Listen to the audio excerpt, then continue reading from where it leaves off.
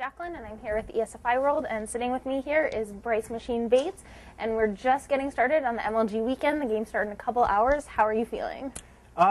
Always excited. You know, I'm one of those players who gets extremely nervous. I take this game pretty seriously, but overall, I'm feeling pretty confident at the same time. So hopefully, I'll just play my game.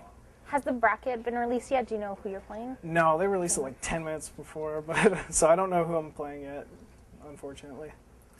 So you've been living in the EG house since July, and how are you adapting to the household? What are the positives and some of the negatives that are associated with living there? Tons of positives. Obviously, it's like living with your best friends playing video games for a living, because that's exactly what I'm doing. So, it's great being able to sit there and converse with a lot of my fellow teammates, just focus on my gameplay, getting outside feedback, on how I should improve and what I should do to go about improving. And so, those aspects have been completely great. As you can see, I've been doing better and better with each MLG, and so, hopefully that continues through finals here. Some of the negatives, I don't know, there's not a whole lot of negatives other than a few pretty crazy little puppies and, a cat that just loves to knock water all over my keyboard. But no, just tons of positives, getting to live with some great people and, just basically follow my dream. So you and Hobbs aren't friends? Man, he keeps me up at night. I have a hard enough time sleeping, and then he jumps on me and, does the whole kneading thing, which is kind of cute, but when it happens every single night, it gets a little old. Do you find that sometimes you need a break from the house, just being, you play StarCraft for a living, and you're in the house playing StarCraft for 8 hours a day? Do you find that sometimes it's a little bit too much? It definitely, it comes off as living in a work environment, because that's exactly what it is.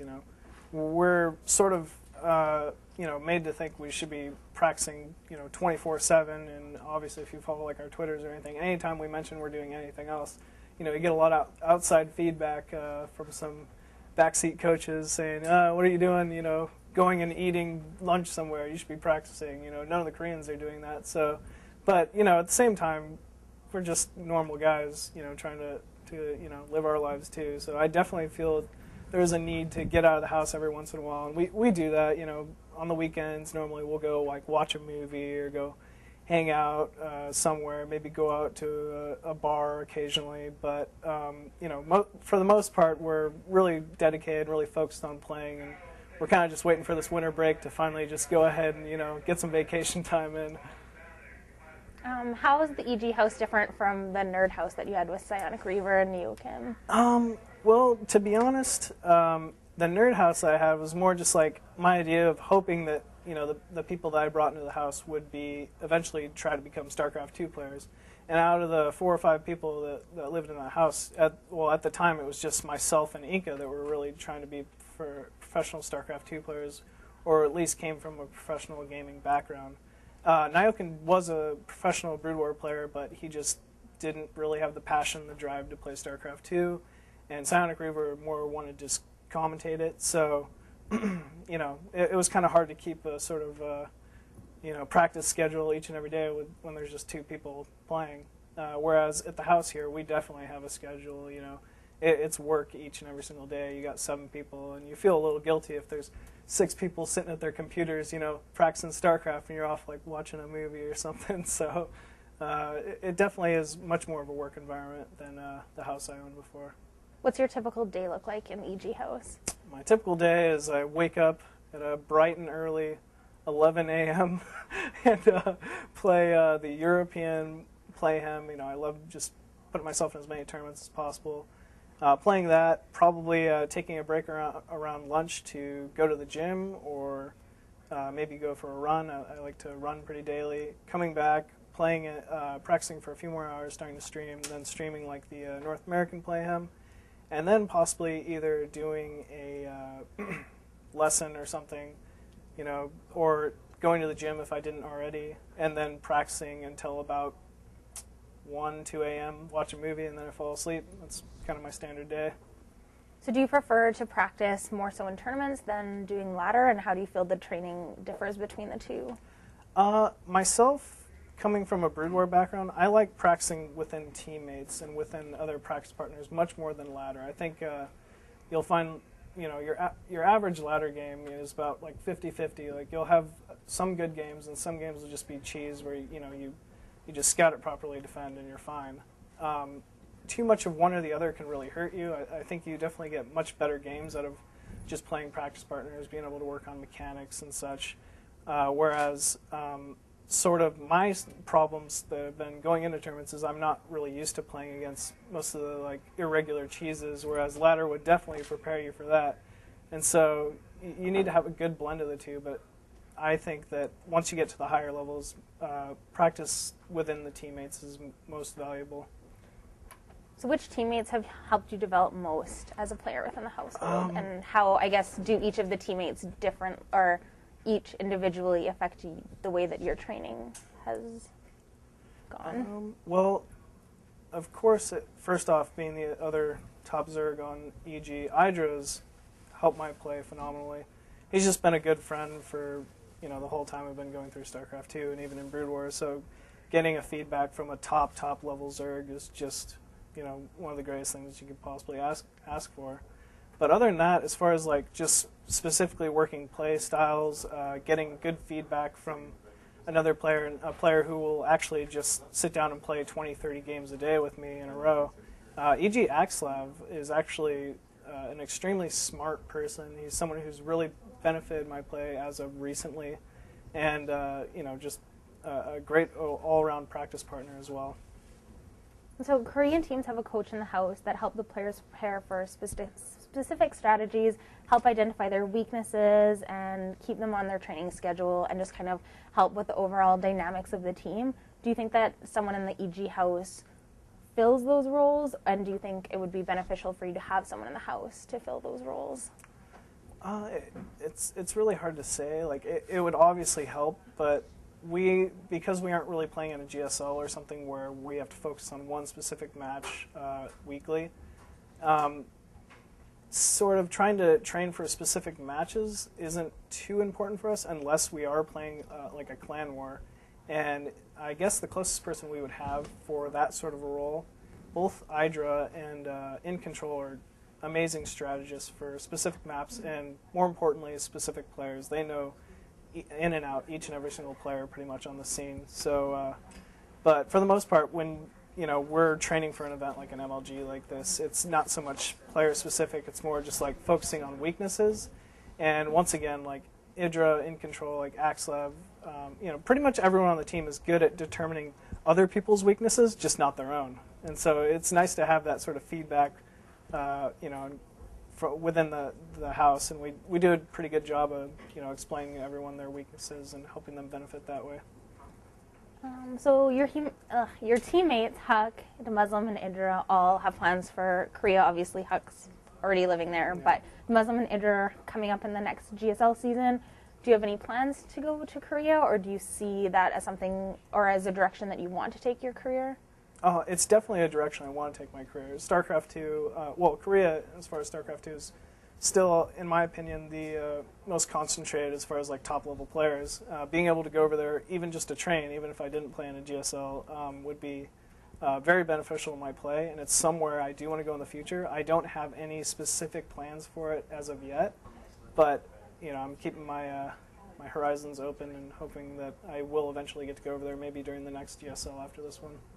Do you think that the EG house has produced the results that it had anticipated going into the house, or as you all moved into the house? Well, a lot of people would consider, us winning the last MLG and having 2 people in the top 4 like a great success. And yes, it was. Like it's obviously already producing results. Idra's back on track, just tearing up tournaments left and right. But some of our the lower level players, such as myself, Strivecrow, Axlav, In Control, just haven't quite had the time to really perform the results that we'd like to perform. It is definitely helping our play. If you look at the team as a whole, we're all getting better and better, but we're not quite at the level we'd like to be yet. We still want to be that top foreign team, the team to beat, and I'm not sure if we're quite there yet. So at the start of the year, just kind of looking at MLG specifically, you were a pool player going into 2011, but since the Koreans started attending the events, you've kind of dropped off in the standings. How do you feel about the Koreans attending so many Western events at the expense of the exposure and prize money and opportunities of the foreign players like yourself? Well, last year it was pretty disappointing to go ahead, take sixth at the MLG National Finals, and then just have everyone say, "Oh, well, if the Koreans were there, this isn't actually like a legitimate win. You didn't, you're not actually a top 10 player or something." So having the Koreans in the scene and at these tournaments is nice to just give it some sort of legitimacy. But at the same time, yeah, when they keep stealing all our prize money, it's obviously a little bit disappointing, but it does add legitimacy to it. And so I do like that. I just hope that the foreigners keep, stepping up their game, keep knocking out the Koreans and proving that, we can hang in there with the best of them.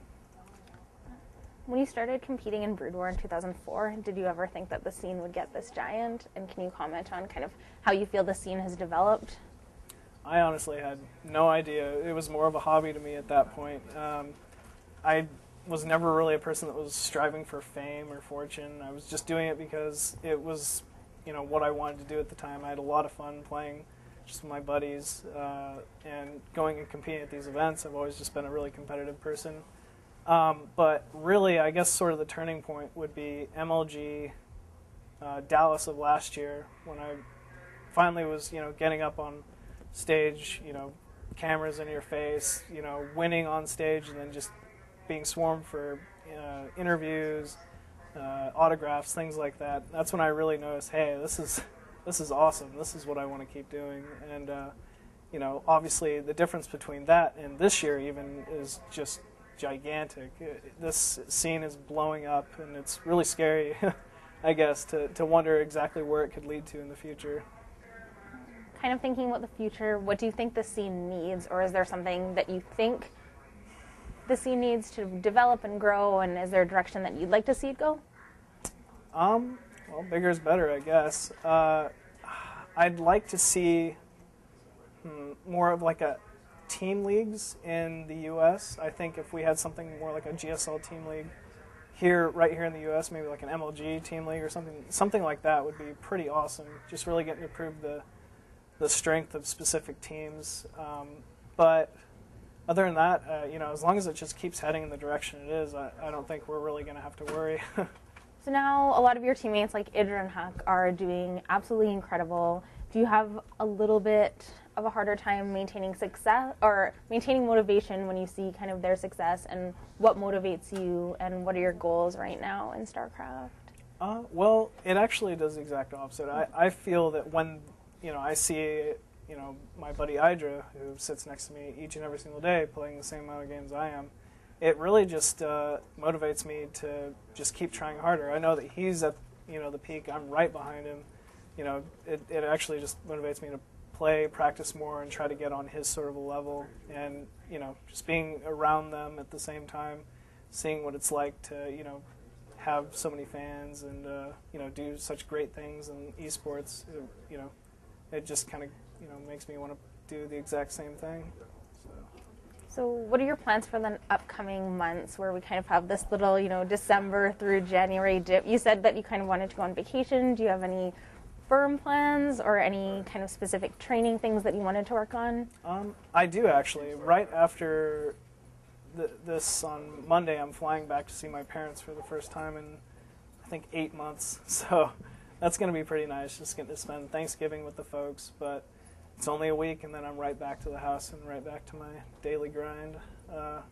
I guess really downtime to me is more like, as long as I'm playing, I know there's a possibility that my opponents aren't playing. I just want to outwork them. And so I'm not really going to be missing too much time on vacation. Just try to have a little bit of a much-needed break and then just get right back into it. So I guess, especially between you and Idra and In Control, there's a lot of real fitness going on in the EG household. Do you have any motivation for, there's always the kind of stereotypical nerd who doesn't work out. Do you have any words of wisdom or motivational sayings for nerds who do want to get in shape, or any kind of advice that you can pass along? Look good, feel good, play good, I guess. pretty much it's kind of what it does for me, I guess. I don't know. I feel like as long as I'm working out, I kind of have a clearer mind. As long as my body's fit, and I think that it at least helps my gameplay. I'm not sure about anyone else. And it's more just because I've been very competitive in sports in nature, and so I just don't want to give that up. So I try to keep myself pretty fit. So that's all the questions that I have for you. Do you have any shout-outs? Anyone you'd like to thank? Shout out to my fans. Obviously, wouldn't be here without you guys. Shout out to my sponsors: Intel SteelSeries, Kingston HyperX, Intel Extreme motherboards, Monster Energy drinks, Beyond Gaming, InWin, and I'm probably forgetting some, but yeah, shout out to those guys, and shout out to my teammates for giving me the drive and motivation, and helping me practice to be here.